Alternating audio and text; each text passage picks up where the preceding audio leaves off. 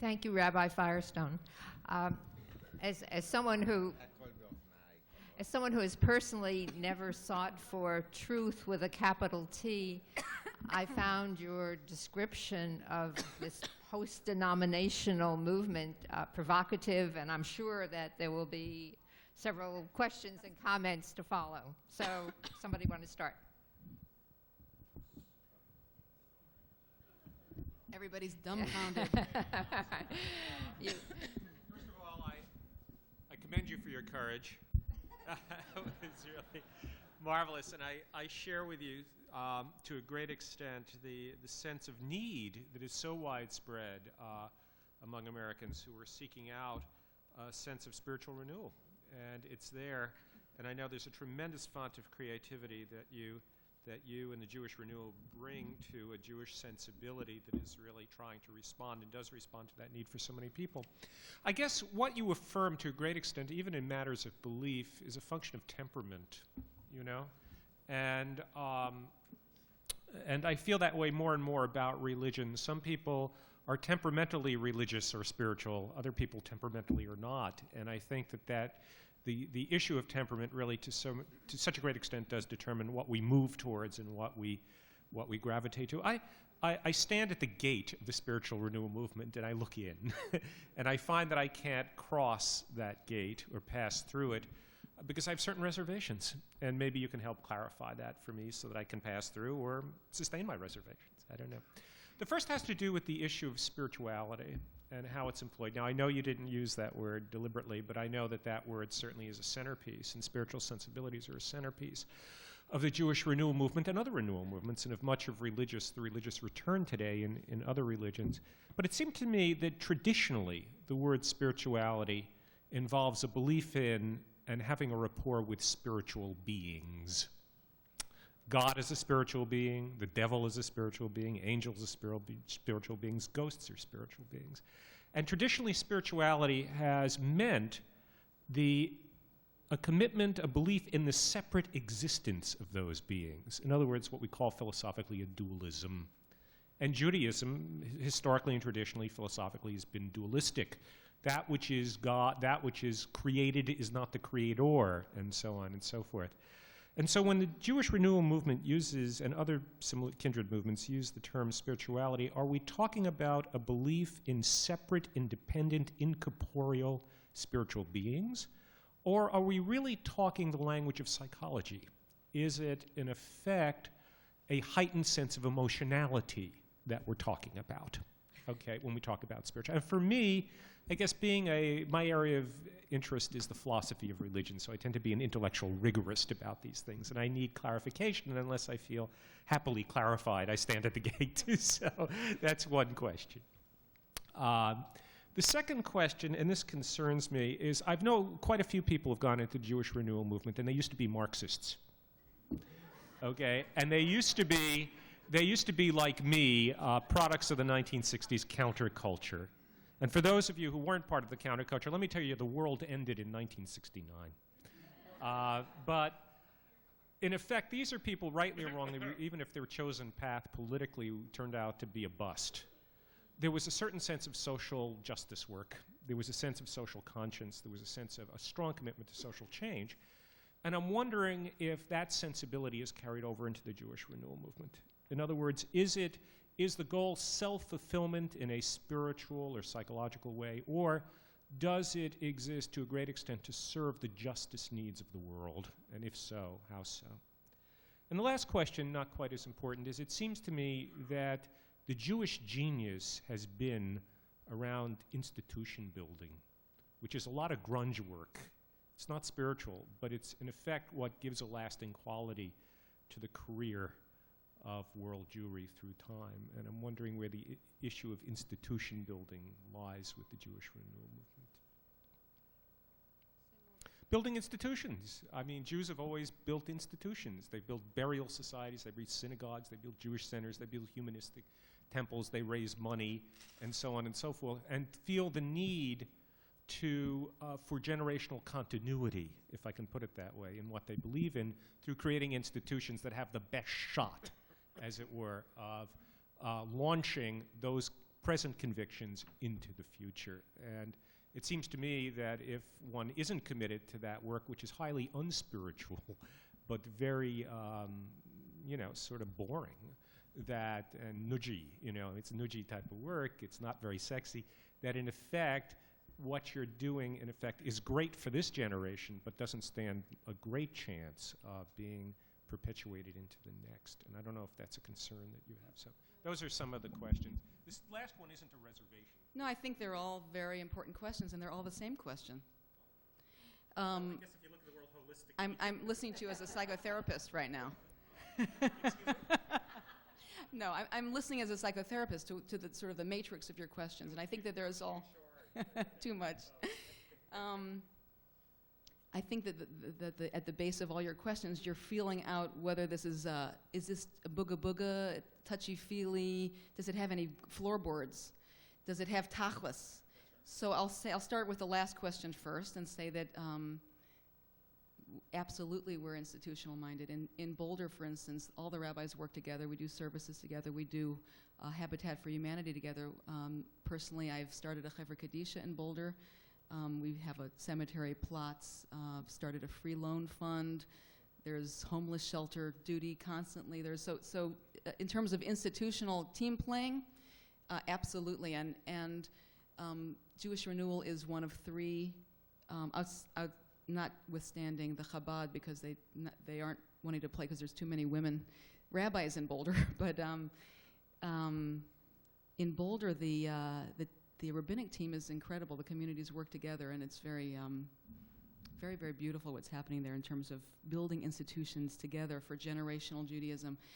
I'm trying to debunk here this, it's very easy, and I'm hoping that, Sherwin, you didn't invite me here to sort of collect all the projections of the Booga Booga faction, of... I would never do it. Never do anything like that. Actually, I'm a very grounded person, and I don't believe in floating entities, and I don't think that really is part of Jewish Renewal. Although we do study Hasidic texts, and we do, there is a sense of groundedness in our spirituality. So, for instance, what I would consider ruchaniyut, which is a much better word. When there's ruach in a room, you all feel it. When somebody's speaking and it's dry and it's flat and it's going on too long, the spirit starts to go down. That's what I'm talking about, an environment when I talk about spirituality that is alive. Probably the key word here is aliveness, and everybody feels it. It's what makes teenagers want to go to the Jewish event. And when the thing is not alive, you could call it spiritual, you could call it whatever. When it doesn't have the ruach in the room, kids aren't going to come. You can bribe them to come. They're not going to give it to their kids. It's not going to be cross-generational. Forget it. It's going to be a dying entity. So that's what I mean by, is it emotion laden? I think people need to be touched in their hearts. If you call that I know also in the Jungian psychological world, that's sort of a negative word, emotion. People want to be touched in their hearts when there's a Hamish feeling in the room, and people can look at each other in the eye and really greet each other and really bless each other. To me, that's a good environment. That's a ruchani environment where there's really spirit. I also came from a good B'nai Akiva background, and there's really a talk about ruach, about spirit. That's what I mean by that. In terms of the Marxists and the strong commitment there, I would say that there's a lot of focus in Jewish Renewal on Tikkun Halev and Tikkun Olam, both. We talk a lot about those two terms, and what they mean is the repairing of our world, so that if you're only sitting and meditating or you're only reading your books, take a look at what are you doing? Where's your action in the world? Where are you? How are you manifesting? How are you living it? Walking your talk. There's also a lot of people that I see in therapy who drive themselves crazy because it's all they do, and they don't have any personal center. So Tikkun Halev, what's going on inside of your own heart and what's going on inside of your own family, and looking at that level as well is everything is about balance, keeping the balance. So there's a great deal of awareness on those two levels, Tikkun Halev and Tikkun Olam. Did I address that? Okay. Yeah, thank you.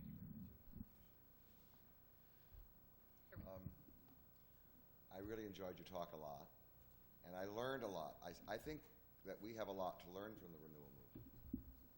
I mean, I think what you have created in terms of dance and music and all those things are wonderful things, and we need them to enhance what we do. So we're grateful for all that enhancement that you create, not only for yourself, but for others.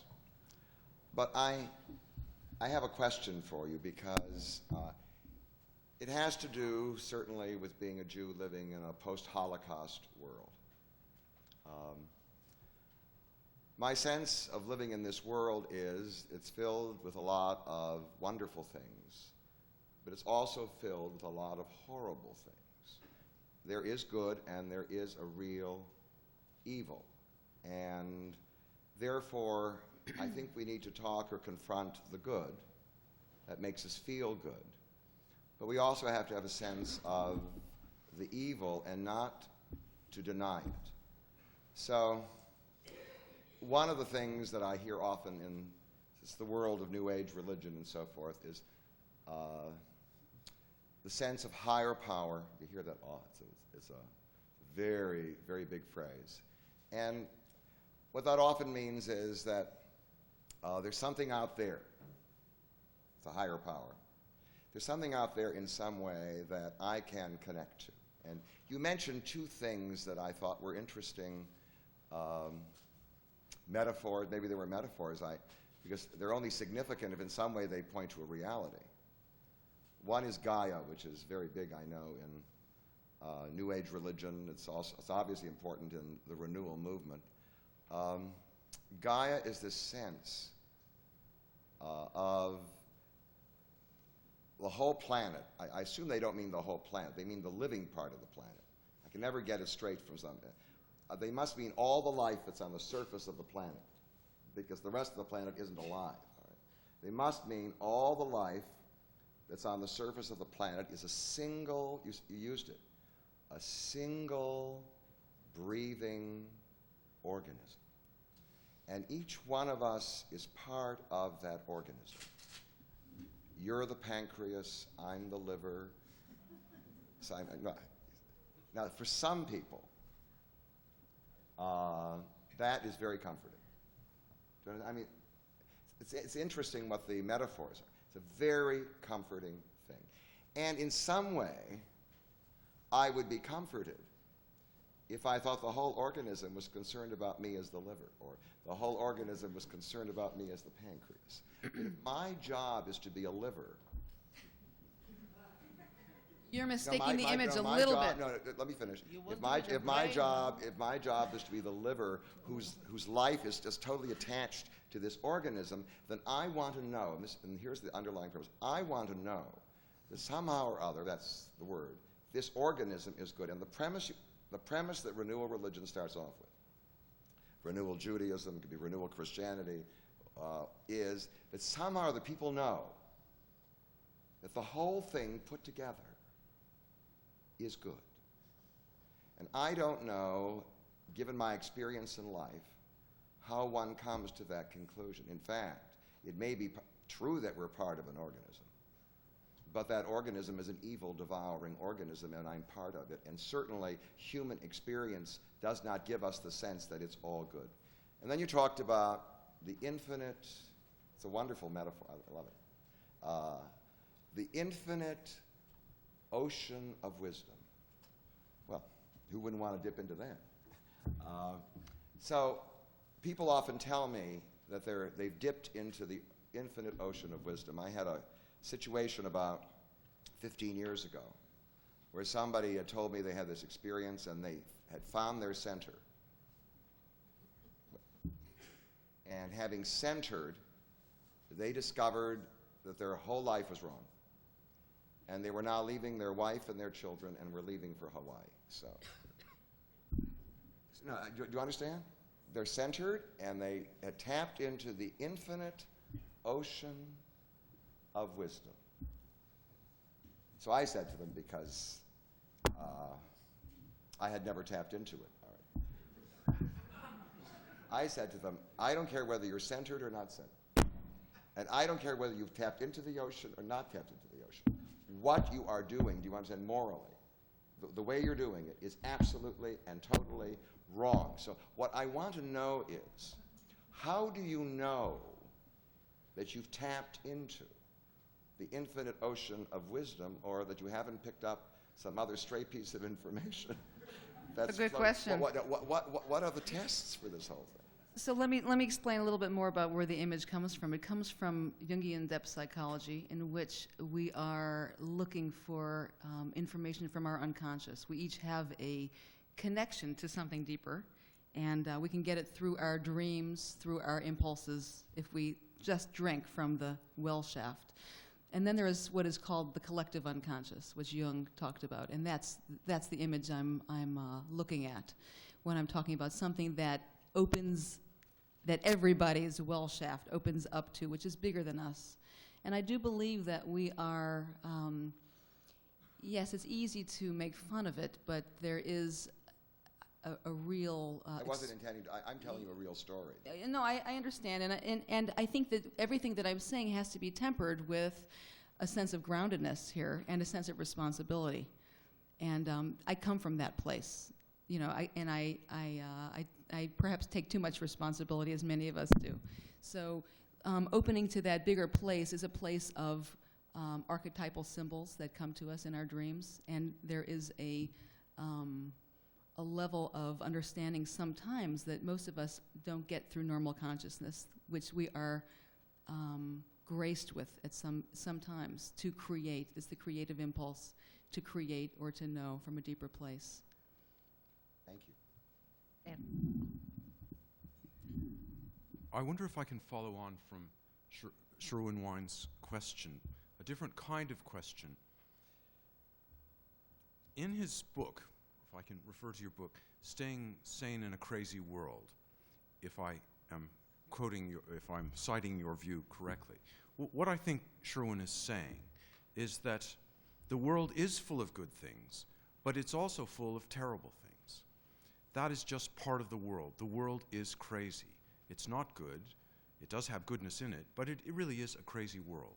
And what I think he advocates in his book is courage, stoic courage, courage in the face of horror. Now, that is, I think, the virtue that he extols in the book. He wants the reader to accept the stark reality of horror in our lives, to face it, not to look for any outside source of protection or consolation, but to remain stoically courageous. What would you respond to that kind of stance? Ose shalom uvarei hakol. Isaiah says it himself, that this God is uvorera, and we've changed it in the liturgy. Thank you, Marcia. There isn't a sense of separation in Judaism to that God is good. God is all-encompassing of shadow and light, and so courage in the face of horror. All of us have to. We're mechuyeavim, we are obligated to do exactly that, to keep our hearts open in the hell. Reading the newspaper every day is an experience of that if you're really awake. But I think that Jewish renewal is saying something very different. I think you're saying tap into these well springs that are open to all of us. That's where you will find a sense of strength and consolation. And I think what Sherwin is saying, but no doubt he should say this rather than me, I think he's saying that, no, there isn't really that kind of wellspring. Life is terrible. It's good, but it's also terrible. And there's nowhere that you can find that kind of spiritual resource. It's not about consolation, and it's certainly not about Band-Aids. I mean, that's real, as the Buddhists call it, idiot's compassion. That's not what we're looking at all. We're looking at being sober, and we're looking at being awake and tapping in the face of goodness and evil, in the face of all of the spectrum, the rainbow of life's experiences, into a quality of aliveness that says there is meaning and there is something that we are a part of that is bigger than my own little psyche here. And is that being good? I mean, it's not about good or bad. It's really not about good or bad at all. It's what's not the about comfort? feeling happy. It's about living the full spectrum of life's experiences. And that includes going through cancer, and it includes having people die in train wrecks, and people being shot on the street, and being awake to it, and being there, and being responsible, and showing up. Showing up. Okay, I have. Oh. It's not in the question, but can I just maybe try to supplement the answer? It's just, Take the mic. okay, but I don't really see, Sherwin, that your question for Tirzah is all that different from the question many of us, or that Kierkegaard, say, posed to the Akedah story. I mean, how do you know? How do you ever know that your convictions are coming from the right place? Tirzah calls it a deeper place, a well. That's the metaphor image that she speaks out of. You or somebody else, we may all have different images for this. You may speak of it coming out of the exercise of a fully educated and working rational mind. But how do we ever know that we're right? I mean, at a certain level, what you're asking really is a bottom line for all of our convictions. No, what I'm saying is we're never absolutely sure. But the thing that I rely on for truth is not just my own personal, internal conviction. And neither does she, I don't well, think. some people say, I know that it's true. Truth for me is a function of evidence of not only my experience, but the experience of other people. And it's very important for me to test what I see against what others see. But what I often find is that there is this continuous emphasis on centering, looking within oneself, finding the answer within oneself. To me, answers are social. Answers come from... That's why we live in community, Sherwin. Right, That's exactly why we have each other, and we have this obligation to prove and sober each other. I understand that, but there's no doubt that one of the things you recommend and is that you look within yourself, that you center, that's the phrase, you center yourself, and that you will find an answer there if you really center yourself that is most likely true for you, and the person who decides whether he or she is centered is the person. How do you know? I think you're making that up. The person himself. Where indeed, if I say I'm healthy and my doctor says I'm sick, then for me to go around saying I'm healthy when all the evidence is out there that indeed I'm having some kind of a problem with my body, when I say a social answer, it means I do not rely only on my own. It's all about balance. It's self-referencing. You have to know where you stand and come out and look at it in the spectrum of the whole. And that's what Judaism is made of. But this is not an individualistic going off on your own into your own cave form of meditation. This is very much about community and testing yourself. But it's balanced with self-referencing, and that's one of the chidushim, one of the chidushes, the innovations in Jewish renewal is looking inside. It is looking inside and growing mindful. Well, let me just conclude my remarks by saying I never wanted to give up one set of illusions for another.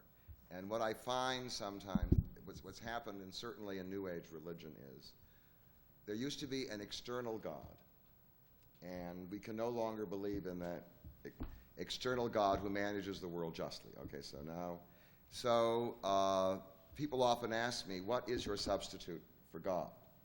And I say, I have no substitute for God because I'm not sure that God is a very good answer for helping to cope with the world. But now in New Age religion, what I discover is that now we are at the other extreme. Not that there is an external God, but that I am God. God is inside of me. God is within me. The answer of God is in me. And now I am somehow or other my own prophet. And somehow I find that assertion to be equally as dangerous as Pretty scary. as the first. So balance means, that's what I mean staying sane in a crazy world. Balance is somewhere being in between, finding no substitute for that God which we can no longer believe in. Okay, Rabbi Friedman. used the word community, and I've often thought, as I read renewal literature, and as I heard you speak, and you spoke most eloquently about how you perceive renewal, more so than, for example, I have found in the pages of Tikkun, which to me are very ponderous, but you spoke beautifully about renewal. But it seems to me, throughout my admittedly limited understanding of renewal, that at the very center of its attraction is community. And it is that which people are seeking. Use the mic. That it is community that people seem to be seeking, not so much meaning. They don't know this necessarily, or maybe they do, but that's not important. What is powerful in renewal is that it seems to do something that reform, Reconstructionism, and so forth have not done, and that is to find ways that enable people, younger people especially, to find a sense of community among one another. My critique of that is, and I'm not against community, obviously, that the means, the vehicles, the mechanisms by which this community is created seem to be so ambiguous and amorphous, and in my judgment, meaningless. And this goes back, I think, to Joe's original question, which I don't think was answered adequately, that it may give people a good feeling to get together and sing and dance and chant a mantra and involve their kids. They're involved. They have a community. But I question what substance there is. Is there, for example, if a person were to confront you as a renewal rabbi, is there or is there not a disembodied spirit out there, an intelligence not our own, with whom one can communicate, with whom one can have a relationship, who advises and commands or guides or whatever? Or are we just here as a community, which is okay, using jargon, which we pull out of traditional Hasidic texts? The words sound nice, but when I analyze them and try to put them into a coherent sentence of meaning to me, I find none whatsoever.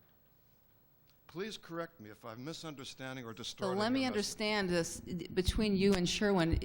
If there is no disembodied God out there, and it's not so good to self-reference and go inside to get inner truth, I'm a little hard-pressed to understand where you guys get a sense of meaning yourselves. You can't win for losing, can you? Well, it depends on what you mean by meaning. Right. Some people mean by meaning purpose. People often want to know, we grow up in school, they want to know what their assignment is. Everybody wants to know what his assignment is.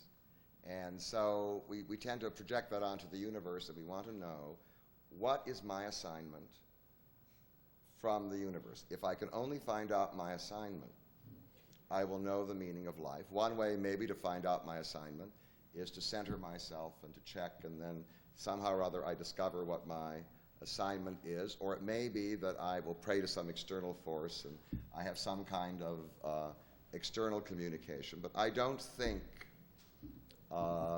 that's what gives meaning to life. For me, and I can't speak for Dan, for me, the meaning of life comes from human needs. I have a need to survive. I have a need for dignity. I have a need for pleasure of all kinds, higher pleasures of friendship and lower pleasures, whatever they be. I mean, I have those needs.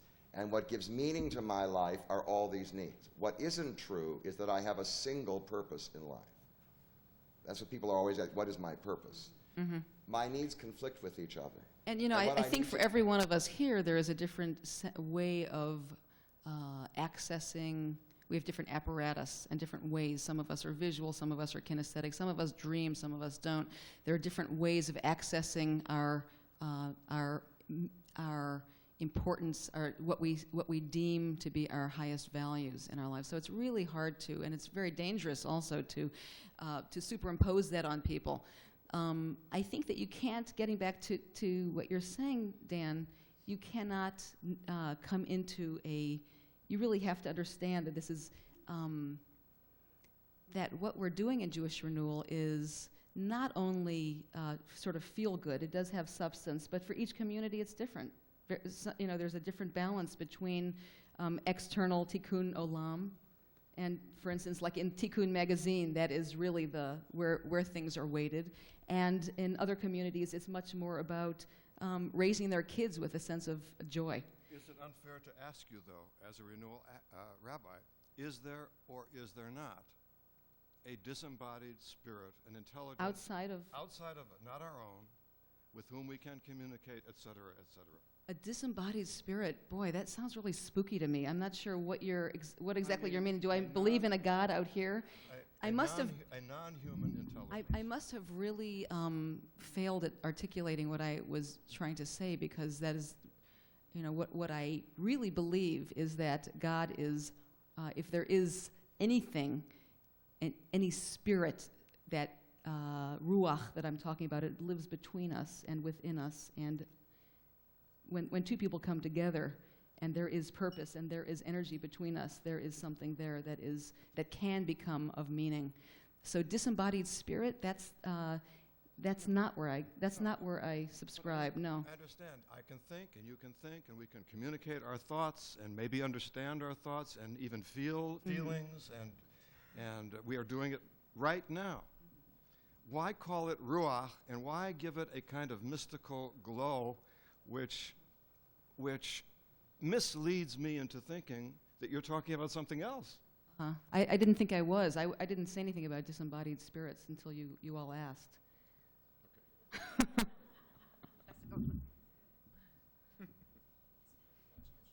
Rabbi Firestone, I want to thank you for My bravery. your bravery.